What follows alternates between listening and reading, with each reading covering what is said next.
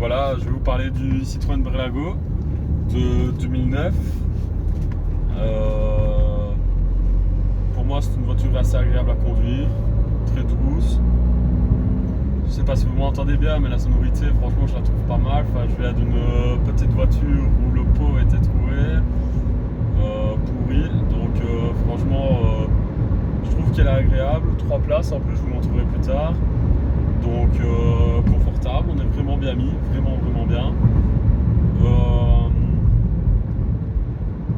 La prise au vent, honnêtement, on m'avait dit fais gaffe à ça, comme on m'avait dit, mais franchement, je suis pas déçu. J'ai roulé sur l'autoroute quand il y avait beaucoup de vent, je me sens pas poussé. Donc voilà, encore une fois, je dis, il y a une petite voiture qui, c'est bien simple. Ma copine dit que c'était un carton, et là, elle a l'impression d'être dans une voiture qu'elle dit comme ça. Donc voilà, c'est une boîte 5. Franchement, rien à redire, hormis le fait que c'est vrai que le 2 litres, parce qu'ici c'est un litre 6, le 2 litres avec la boîte 6 aurait été vraiment génial, avec une 6ème économique, quoi, parce que voilà, maintenant j'ai été faire le plein hier, je mets une autonomie de 985 km, je trouve que c'est vraiment pas mal. Voilà, là je suis à 90 et quand je compare avec ma petite voiture, j'ai l'impression de rouler à 60-70 quoi, donc voilà. Sinon au niveau du tableau de bord, etc., tout est bien accessible, tout est bien mis. Petit bémol par contre au niveau des porte-gobelets qui sont trop petits. Alors bon, ça ouais, c'est vraiment un problème. Il y en a un dans la portière, mais on ne sait pas mettre de bouteilles. Moi je passe de Nissan Micra de 2004, une K12, ouais. Où là, ouais, là il y avait de la place pour, malgré que c'était une petite voiture, ça savais transporter beaucoup de choses quand même. Et ici, voilà, le bac à l'arrière, j'ai jamais vraiment encore été travailler avec, parce que c'est essentiellement pour ça que j'ai acheté un utilitaire, c'est pour travailler avec. Donc voilà, maintenant, bon, il y a de la place, il y a vraiment de place. Moi, mon objectif dans cette voiture, c'est déjà de la tirer le plus longtemps possible, à 65 000 km, ce qui n'est rien du tout. À l'arrière, j'ai en tête de séparer mon bac en fait en 8 petits bacs, de mettre un plancher dessus que je pourrais rabattre sur le côté ici. Et comme ça, voilà, quand je sors et que j'ai envie de boire un verre, que je sais pas reprendre la voiture, je peux mettre un matelas à l'arrière et dormir. Or, ça aussi, c'est un peu un petit bémol. Vous voyez à l'arrière, j'ai la grille, donc ça c'est vraiment chouette. Mais dans le fond, en fait, j'aurais bien aimé trouver des grilles anti-effraction. Et ça, à part nouveau, on n'en trouve pas beaucoup. Enfin, honnêtement, ça fait quelques jours que je regarde.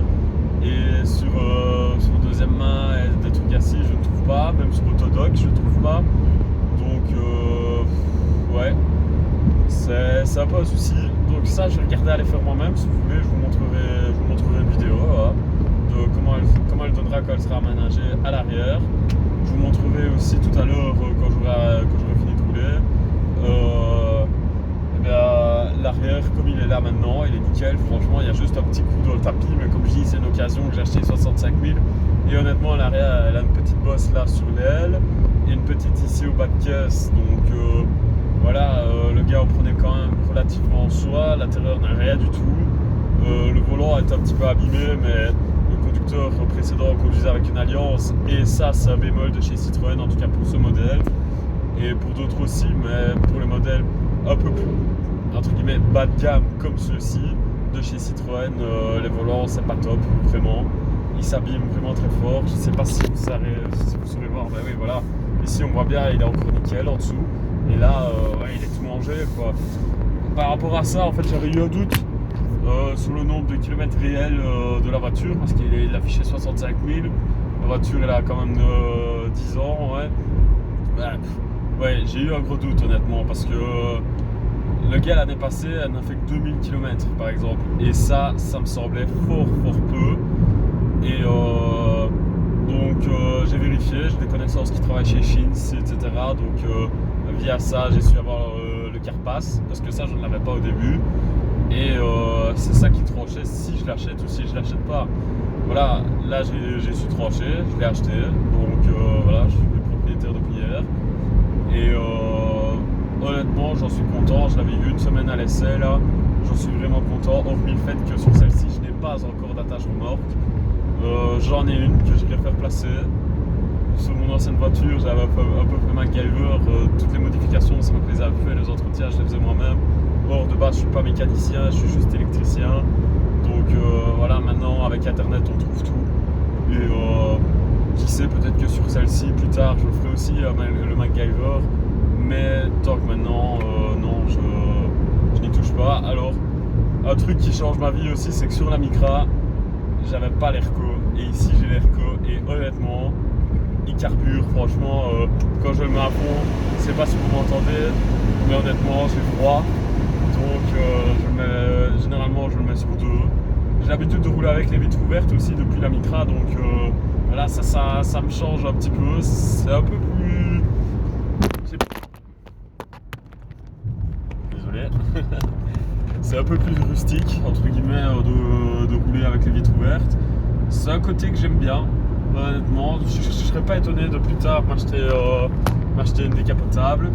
Donc voilà, sinon au niveau des rangements, l'accessibilité de la radio, franchement tout est nickel. J'ai beaucoup de rangements et il y en a un que j'ai découvert hier en bouquinant un petit peu dans le livre qui était en néerlandais. Malheureusement, je comprends pas trop le néerlandais, je me débrouille mais ça en plus. Et j'ai un rangement ici. Donc voilà, j'ai mon troisième siège et je ne sais pas si vous le verrez, mais là ici voilà, en dessous quand je le lève, j'ai un gros rangement, un gros vide-poche qui franchement est vraiment pas mal. J'en ai un ici juste devant mon volant, je vous montrerai ça plus tard. J'ai la boîte à gants traditionnelle, elle est petite, honnêtement elle est petite, je sais pas mettre les papiers dedans. Mais bon voilà, j'ai un espace exprès pour mes lunettes, etc. Il est pratique pour ranger quand même 2-3 trucs dedans. J'ai le rangement ici au-dessus dans le plafonnier qui est immense, honnêtement. Donc vraiment il est génial. Un point positif aussi sur la Micra, j'avais pas ça et ça c'est ma copine qui en est contente. Moi honnêtement je m'en fous. Mais c'est que dans les pare-soleil j'ai des miroirs. Et dans la Micra j'en avais qu'un à mon côté. Or quand je conduis, c'est pas moi qui me remaquille, c'est ma copine qui est à côté de moi. Donc voilà, ça c'est un peu moins bien pensé sur la Micra. Je penserais peut-être à faire une vidéo. Bon malheureusement j'aurais pu la faire en roulant sur la Micra. Donc voici. Pour faire une petite aparté Micra quand même sur cette vidéo-ci, honnêtement je pense que pour une première voiture, c'est le top du top. J'avais une 75 chevaux et elle était, franchement elle était géniale. Malgré le fait que je roule en camionnette, que j'ai roulé en Micra, que bon j'ai jamais vraiment conduit de voiture surpuissante, hein, qu'on se le dise. La Micra me satisfaisait vraiment. Là, je suis pas le plus fier de le raconter honnêtement, tant que maintenant. Il y a un moment donné où je l'étais, mais bon, je me suis fait flasher 2 fois et depuis, là, je respecte les limitations. Mais la Micra avait une vitesse de pointe de 180 sur l'autoroute. Donc ça c'était génial. J'étais pas à fond mais elle tremblait de partout donc je l'ai jamais poussé à fond. Point de comparaison, même si c'est pas de voitures qui sont comparables, la Micra était une essence, celle-ci c'est un diesel et honnêtement pour la même puissance je vois toute la différence quoi, parce que par exemple là maintenant ici je vais chercher ma copine à Otep, là il y a une grosse montée et sur la grosse montée, pour une petite aparté aussi, ici je suis sur des cailloux, la Micra c'était impossible, elle tremblait de partout, on ne s'entendait pas, ici génial quoi, je l'entends ça forcément, mais le sentir je ne le sens pas, donc ça c'est vraiment génial. Ensuite pour revenir à la comparaison diesel essence, il y a une grosse montée, la Micra je devais me remettre en deuxième et ça c'était pénible vraiment parce que je consommais blindé. Déjà le fait que c'était une essence causait que je consommais beaucoup plus.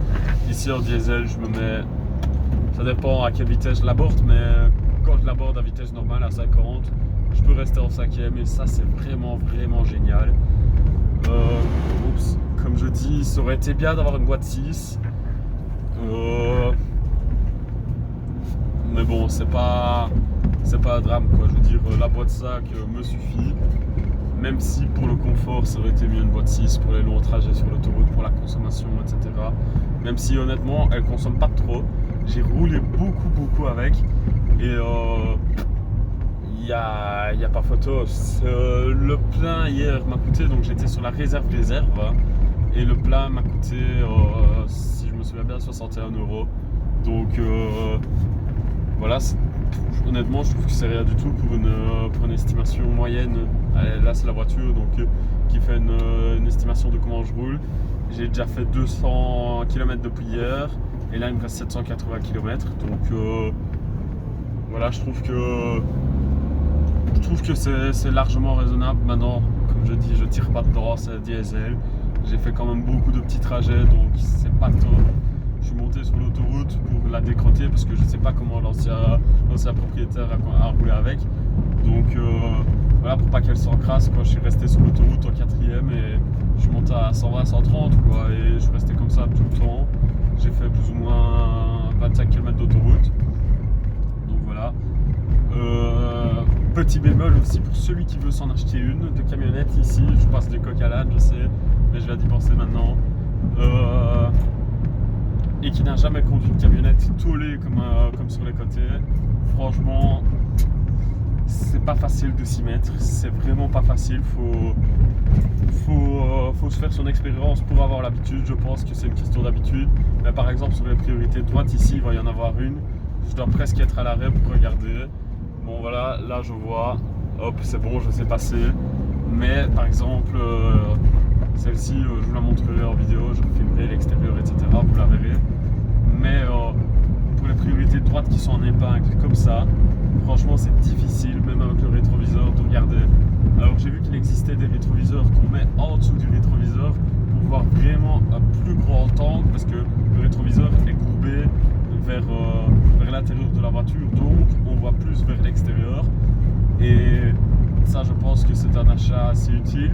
Alors comme je dis, à l'arrière j'ai pas de grille, je vais m'en mettre. J'aimerais bien mettre des panneaux dessus pour qu'on ne voit pas ce que j'ai à l'intérieur, pour qu'on ne voit pas quand je sors que je dors et que je bave. Non mais voilà, j'ai pas trop envie qu'on voit ce qui se passe dans ma camionnette. Donc par rapport à ça, la caméra de recul va être une nécessité. Je pense qu'il y a que le fait pour accrocher, quand j'aurai l'attache remorque et accrocher des remorques, etc. Et ben voilà, ça va être une nécessité. Après j'ai passé un petit peu encore une fois au confort. Franchement, je suis sur une très mauvaise route là. Je suis un petit peu secoué, ça en plus. Franchement, c'est vraiment pas dérangeant. Elle reste vraiment confortable. J'ai de la place pour les jambes, même si je suis plus assis. Je veux dire, dans la Micra qui était beaucoup plus basse, j'étais couché. Franchement, enfin, j'avais mes jambes tendues. Là, je suis assis comme sur une chaise à l'école, quoi. Et là, vraiment, bah. C'est quand même, ça change, honnêtement ça change, mais c'est quand même confortable. Au niveau du confort aussi, il y avait un point que j'avais peur, c'est la boîte à vitesse. Je vous la montrerai aussi tout à l'heure. La boîte à vitesse est tout milieu, comme sur toutes les voitures, vous allez me dire, mais vraiment accrochée au tableau de bord. Et ça, j'avais peur, honnêtement j'avais peur de me dire ouf, ça va me changer, je vais la chercher, etc. Au début ça va être difficile et honnêtement ça n'a rien changé du tout, mais alors là rien du tout. Mais voilà, encore une fois, je l'ai à portée de main comme sur la Micra, comme sur toutes les voitures, vous allez me dire, mais là vraiment je l'ai vraiment à portée de main. Donc voilà, j'irai un petit peu sur l'autoroute aussi pour vous montrer, parce que là je fais que des campagnes depuis tout à l'heure. Voilà, un truc qu'il faut faire attention, moi je l'ai désactivé, c'est le verrouillage automatique, parce que quand je l'ai eu à l'essai, moi je connais un petit peu les voitures, mais je suis pas un professionnel. J'ai préféré demander des conseils aussi à des gens qui s'y connaissaient. Donc je l'ai apporté au travail. Je travaille dans une société de terrassement et là les mécaniciens qui s'occupent de la maintenance des machines m'ont dit ok c'est bon, file-nous les clés, on va aller la voir. Et quand j'ai vu qu'ils partaient, j'ai été la voir avec eux, ils m'ont dit bah voilà, ils ont fait le tour extérieur, ils m'ont dit démarre là un petit peu, je la démarre, et puis je sors, je reclape la porte et là j'entends clac clac, la porte verrouillée, oups, j'avais pas le double.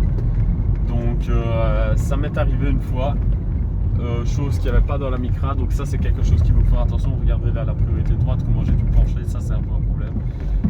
Dans la Micra je devais pas faire attention à ça parce que le verrouillage c'était moi qui l'activais en fait. Et là je ne sais pas si c'est un problème propre à cette voiture-ci ou si c'est propre au modèle ou propre à Citroën. Il faudrait que je me renseigne plus, mais je l'ai désactivé parce que ça allait encore m'arriver, je me connais. Voilà, ça c'est un problème pour les distraits. Quand j'ai rapporté la voiture au gars qui me l'a vendue, donc c'est un ami à mes parents qui de base est carrossier, il travaille dans la sécurité également et le gars a eu le même problème quand il a voulu la passer au contrôle, parce que pour la passer au contrôle, il m'a remis 2 nouveaux pneus, il a changé les disques, changé les freins et il a fait l'entretien, donc il a dû la mettre sur le pont pour faire la vidange, changer les pneus plus confortablement, etc. Et ça lui est arrivé aussi en fait, et c'est verrouillé aussi. Donc j'ai été chercher le double chez lui la première fois et il est venu le rechercher 2 jours après. Donc voilà, là encore une fois la Micra, bah, je regardais et ça allait. Je veux dire ici c'est encore une épingle, maintenant c'est moi qui viens de droite mais je m'engage sur une grande route donc j'ai pas la priorité. Et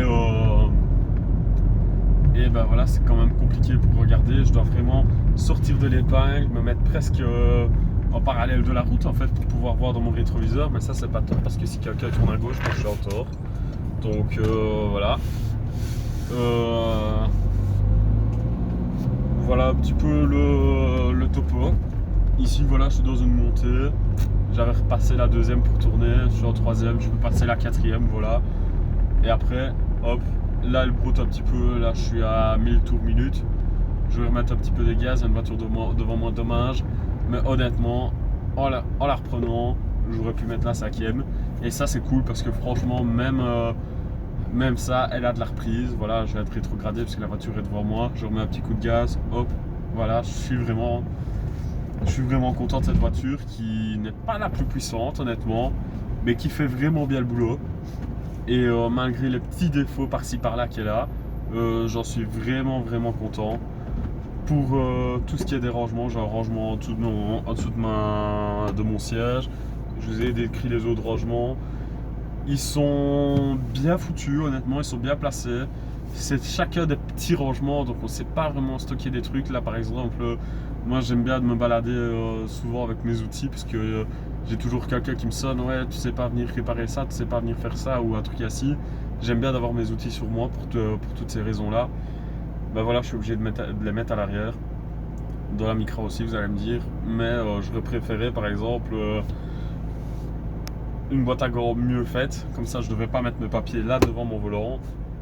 Et là devant mon volant, bah, j'aurais pu mettre mes clés, mes tournevis. Mais bon voilà, ça c'est moi, c'est propre à moi.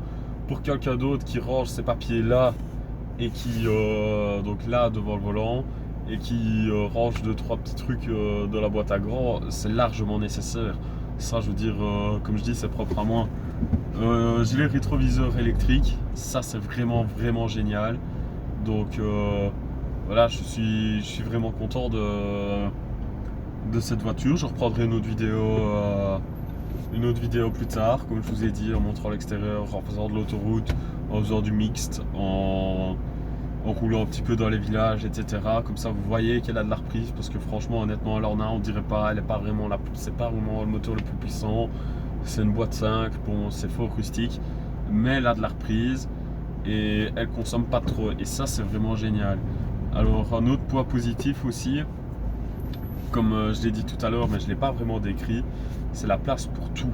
Honnêtement là je vois très bien mon compteur, il est bien foutu, on ne doit pas chercher, etc. Par exemple une fois j'avais essayé une Mini avec le compteur à ma droite, moi qui n'ai jamais roulé avec une voiture comme ça m'a perturbé au début. Après quelques kilomètres honnêtement ça va, mais au début c'est fort perturbant. Ici j'ai l'autoradio qui est là, donc je vois l'heure, je vois la température, j'ai l'autonomie, je peux voir plusieurs choses. Là je vois ma consommation instantanée, mais comme je suis presque à l'arrêt, il n'y a rien du tout. Enfin voilà, je vois la consommation moyenne, c'est 8 litres, c'est quand même beaucoup ça, mais bon, comme je dis, je fais des petits trajets, donc elle consomme plus, ça reste un diesel.